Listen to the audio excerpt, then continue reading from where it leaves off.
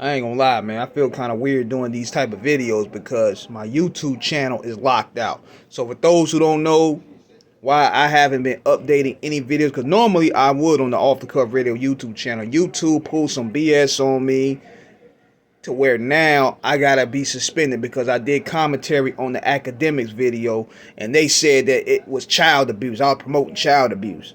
This is the type of BS that we deal with as independent creators, man. So for an entire week, I've been missing out on posting up anything. So anything that you might find me posting is going to be on the King Eric Production Shorts channel. So I will definitely have some stuff posted there. But the reason why I want to do this video here is because of Irv Gotti, man. Rest in peace to him. Now, love him or hate him, I want to talk about his musical contributions, man. This man brought us DMX, Jay-Z, Ja Rule, the Murder Inc. label.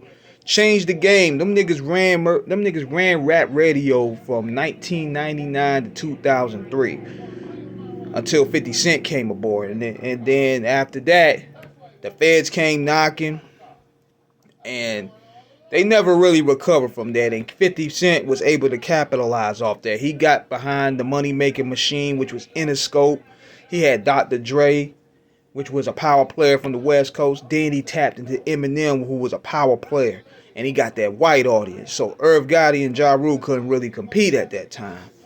But the reason why I'm doing the video today is because people are wondering, man, they like, did 50 Cent go too far?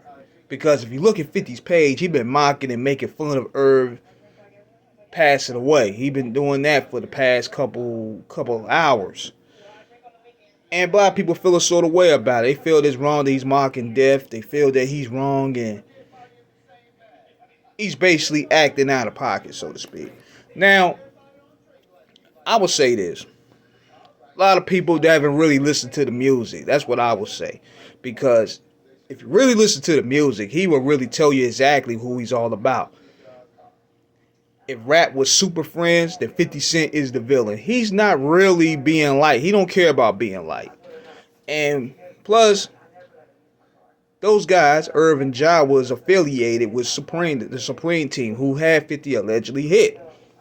So, and then, I don't think Irv personally ordered a hit because Irv Gotti was considered an A&R at Def Jam at the time. He was just getting his foot in the door and getting talent assimilated. But he didn't have no pull to be no shot caller. Irv Gotti was basically a DJ for Def. He was basically a DJ, a producer, and an A&R. But he was affiliated with them niggas. So 50 saw that as, okay, you affiliate with them, so y'all my enemies for life. And this thing goes back 20-something years. It's never going to get solved. I don't care how many peace treaties that you're going to have. If Farrakhan couldn't bring these niggas to the table, there is no hope. Farrakhan could get all beef squashed. But you ain't going to get this. This ain't going to get squashed at all, man. People need to understand that. There's no coming to the table. There's no white flags or nothing. That's just the way things are. So, where I'm understanding is this. Ironically enough, he passed away on the anniversary of Get Rich or Die Trying. That's a crazy coincidence right there. But I will probably say that he probably took it too far on the Big Meech thing, because Big Meech been in that hole for 20-something years. He ain't really knowing what's going on. Last time Big Meech was out, man, what was going on when Big Meech was out? Bush was running his second term.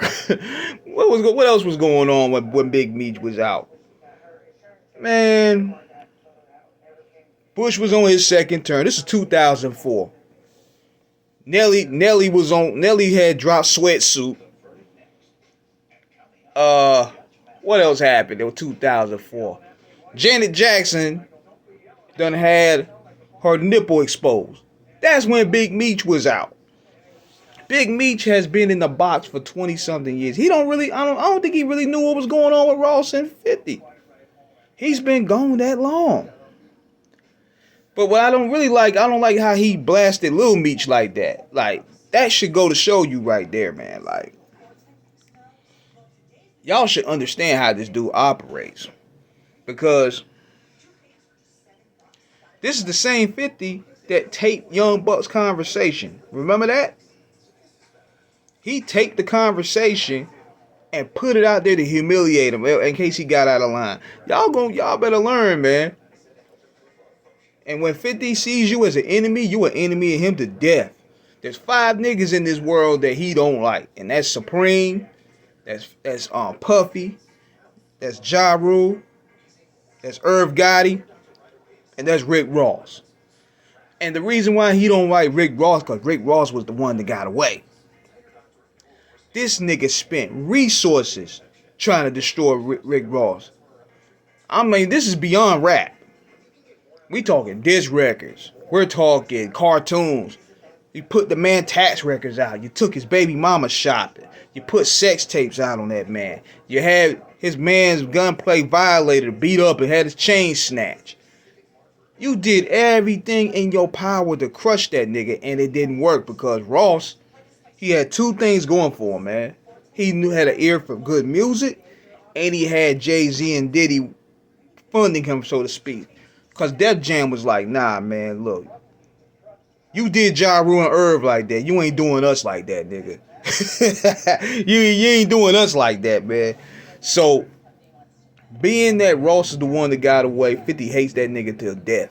And on top of that, he can't out-troll Ross either. Because Ross is a funny dude, man. 50 that's the one dude that 50 can't out-troll.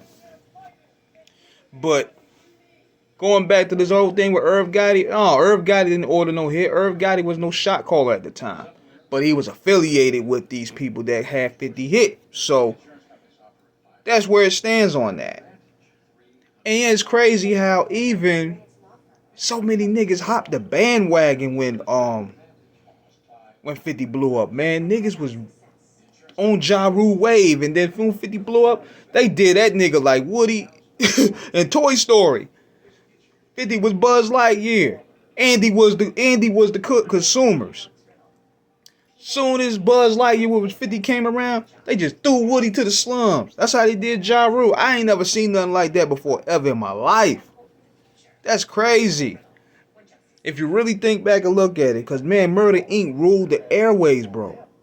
I was outside when this happened. I seen it in real time. But going back to Irv, man, I mean, people feel a so way. He leaves a complicated legacy because of his shenanigans and how he acted, how he carried himself, man. But we're talking music, man, and Irv Gotti contributions to hip hop cannot be overlooked. I don't care about that gossip shit. I mean, it's good for views and clicks and all, but if we're talking musical legacies, there's no DMX without Irv Gotti. There's no Jay-Z without Irv Gotti. There's no Ja Rule without Irv Gotti. Def Jam wouldn't have got that second, third push and going into the new millennium if it wasn't for Irv Gotti. He knew.